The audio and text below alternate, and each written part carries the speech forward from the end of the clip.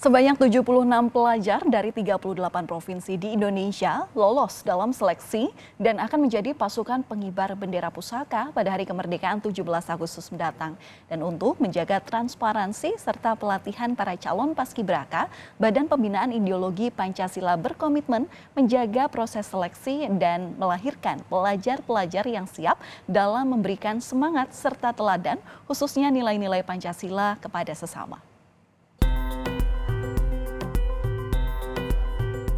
Hadir dalam bincang paskibraka dengan media, 6 pelajar yang berasal dari berbagai daerah menceritakan lika-liku seleksi, tantangan hingga masa-masa mengharukan dapat terpilih menjadi calon pasukan pengibar bendera pusaka pada tahun ini. Lolos seleksi dari tingkat kabupaten atau kota, provinsi hingga ke pusat menjadi mimpi bagi para pelajar yang menjadi kenyataan, serta kebanggaan lantaran harus melewati seleksi yang ketat dengan pesaing hingga ratusan ribu lebih pelajar.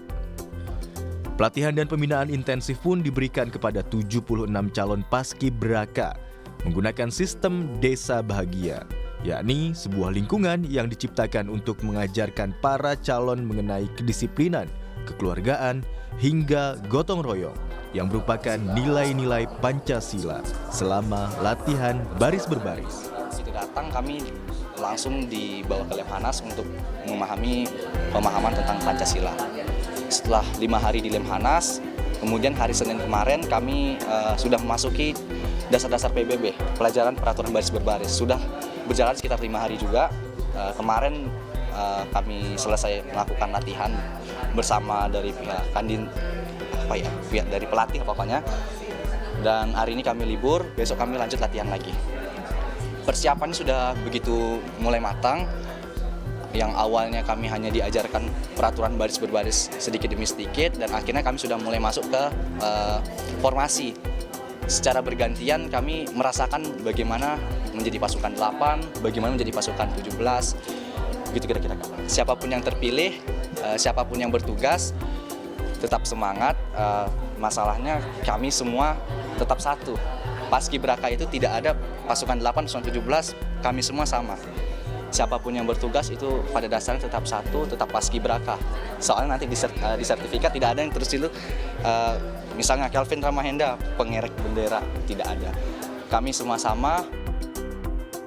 Bukan hanya uji ketahanan fisik, namun beragam tes dan tahapan lainnya harus dilewati para pelajar yang duduk di bangku sekolah menengah atas, seperti halnya seleksi kepribadian, wawasan kebangsaan dan Pancasila, hingga seleksi pengetahuan umum.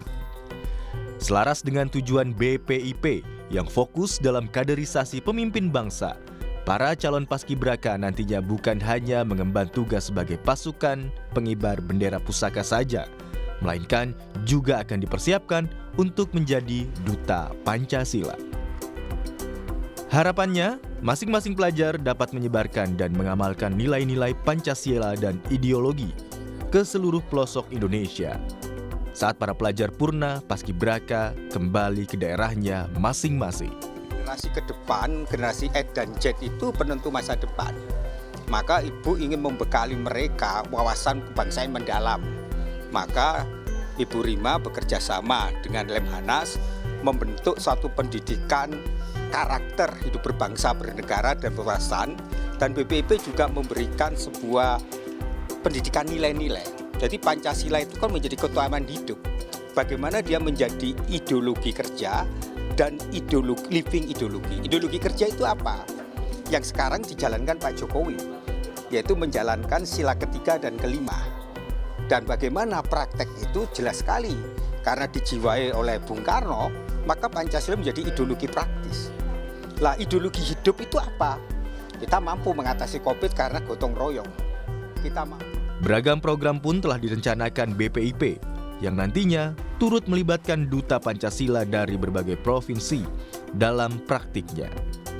Pembinaan berkelanjutan Lemhanas kepada calon maupun purna paskibraka menjadi salah satu upaya melahirkan penggerak-penggerak muda yang berkarakter Pancasila. Triksi Valencia, Bodia Vibala, Kompas TV, Jakarta.